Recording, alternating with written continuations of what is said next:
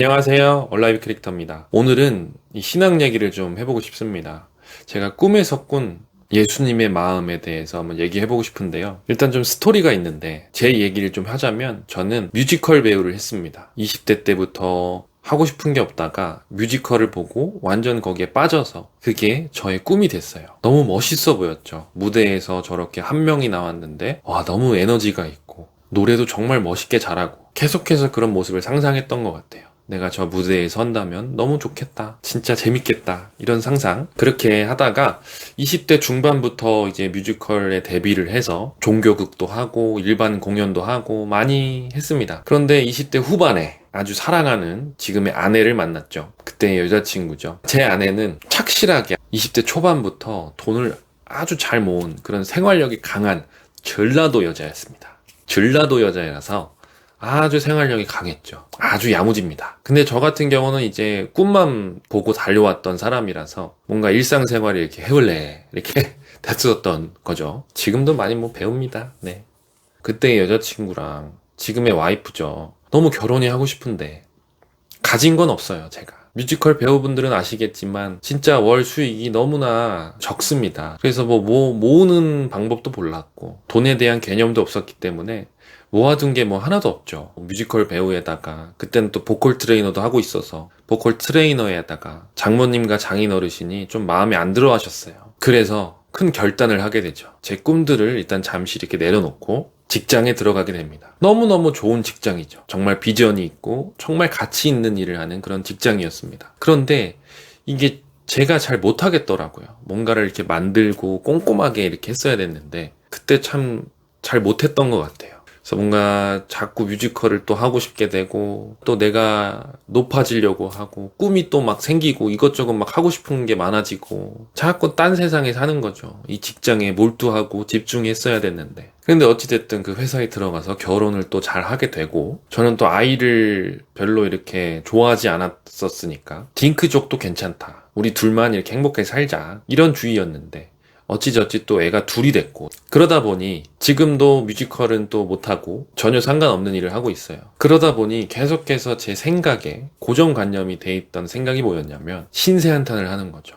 나는 뮤지컬을 하고 싶은데 이 일도 재미가 없고 육아는 너무나 힘들고 지치고 이 나의 능력, 이 끼를 막 발산하고 싶은데 그러지도 못하고 그렇게 되니까 열심히 나를 막 채찍질 하면서 아이들에게 사랑을 주려고도 하고 열심히 놀아주기도 하고 최선을 다해서 하지만 내 육신을 끌어가면서 막 하지만 그게 너무나 지치고 고됐습니다. 계속해서 그런 상황 가운데 주일 예배도 은혜도 안 되고 또 아파트 대출은 계속 나가야 되고 돈 걱정에 사는 걱정들이 또 밀려오고 예수님과의 그 첫사랑도 식어지고 그랬었죠. 그렇게 그냥 주일 예배를 드리고 믿음의 지체들과 말씀들을 나누다가 어느 날 출근을 하는데 너무 예수님만 생각하고 싶은 갈망이 막 올라오는 거예요. 그래서 방언으로 기도하고 그땐 너무 기도가 또 잘 되더라고요. 그러면서 회개가 막 나오더라고요. 예수님과 너무나 함께하고 싶은 마음들이 들고 이전에 있었던 그런 생각들이 너무 후회되고 회개가 되고 그러면서 예수님이 한 말씀을 주셨어요. 요한계시록 2장에 에베소 교회의 말씀을 보내시잖아요. 그 말씀을 주셨는데 나는 네가 한 일과 네 수고와 인내를 알고 있다. 또 나는 네가 악한 자들을 참고 내버려 둘 수 없었던 것과 사도가 아니면서 사도라고 자칭하는 자들을 시험하여 그들이 거짓말쟁이임을 밝혀낸 것도 알고 있다. 너는 참고 내 이름을 위하여 고난을 견디어냈으며 낙심한 적이 없다. 그러나 너에게 나무랄 것이 있다. 그것은 네가 처음 사랑을 버린 것이다. 그러므로 네가 어디에서 떨어졌는지를 생각해내서 회개하고 처음에 하던 일을 하여라. 네가 그렇게 하지 않고 회개하지 않으면 내가 가서 네 촛대를 그 자리에서 옮기겠다. 이 말씀을 딱 주시는 거예요. 또 어떤 설교를 보는데 이 말씀을 또 설교하셨습니다.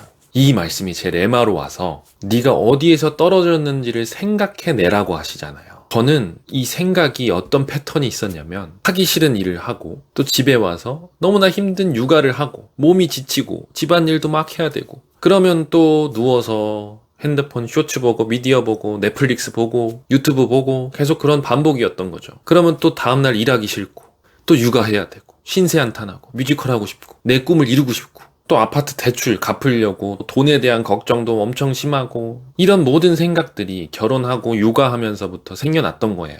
이게 견고한 진이었더라고요. 그래서 그 출근하던 날 회개를 시키셨고 견고한 진을 떠올리게 하셨고 첫사랑이 회복이 되는 계기가 있었습니다. 예수님을 너무 보고 싶고 예수님 너무 안아드리고 싶고 예수님 너무 사랑하고 함께 있고 싶은 그 마음들이 막 살아나더라고요. 그러면서 한 영혼에 대한 마음도 주시더라고요. 이제 예배를 마치고 애기들 차 태워서 이렇게 기다리고 있는데 저희 첫째 아들이 뒷모습이 이렇게 보이는데 그 뒷모습이 진짜 영혼으로 보이더라고요. 그러면서 만약에 저 아이가 북한에서 태어났다면 얼마나 먹지도 못하고 불쌍할까 이런 생각이 드는 거예요. 그 모습이 후줄근하게 있고 꾀재지한 모습이 막 보이는 거예요. 그러면서 그 영혼에 대한 하나님에 대한 그 마음이 느껴졌습니다. 부어졌죠. 너무 불쌍하더라고요. 고아와 같은 하나님을 모르는 영혼들에 대한 하나님의 마음을. 그러면서 너무나 예쁘고 귀여운 아이들을 보면 예수님을 믿지 않는데 지옥을 가잖아요. 그게 또 너무 불쌍해서 울기도 하고. 그래서 제가 이렇게 유튜브도 다시 시작을 하는 거고. 그런 한 영혼에 대한 그 사명, 그것들을 회복시켜 주셨습니다.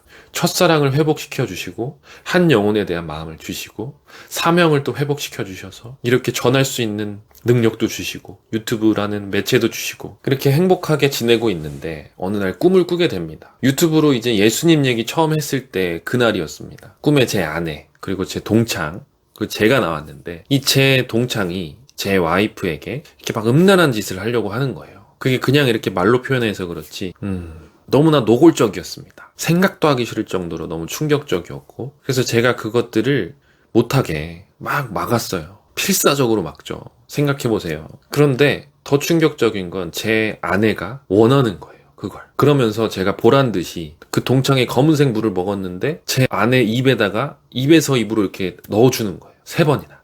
그래서 저는 꿈속에서 너무나 충격을 받아서 막 아내에게 왜 그러냐고 하면서 오열을 했습니다. 그러면서 깼어요. 그래서 주님께 물었죠. 이게 무슨 꿈이죠? 근데 그 즉시로 해석을 해주시는 거예요. 꿈속에서 제가 느꼈던 그 마음이 예수님의 마음이었던 거라고. 여러분, 우리는 주님의 신부잖아요. 근데 그 신부들이 마지막 때에 잠들어 있고 세상과 짝하고 미디어를 통해서 세상과 친해지려고 하고 세상 것들을 아무런 저항 없이 다 받아들이고 쓰레기들을 먹고 있잖아요. 그 모습을 볼 때 예수님의 마음이 꿈속에서 나왔던 것 같아요. 예수님은 통곡하고 계시고 너무나 아파하고 계시는 그 마음이 느껴지더라고요.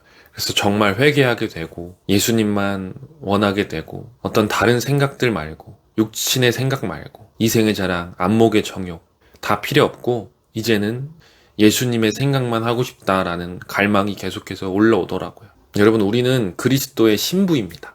이 마지막 때 정말 급박한 때인 것 같아요. 정말 한 영혼을 구원하기 위한 그 하나님 영적 전쟁 그 치열한 싸움에 우리가 그리스도의 신부로 나아가서 한 영혼을 위한 어떤 거창한 거 말고 제가 유튜브 채널이 있어서 이렇게 전하는 것처럼 여러분들 주변에 있는 우리의 가족들 그 한 영혼들을 위해서 예수님을 전할 수 있었으면 좋겠습니다. 담대하게. 주제 넘지만 여러분 제 얘기들을 한번 이렇게 유튜브에 한번 해봤습니다. 여러분 축복합니다. 사랑합니다.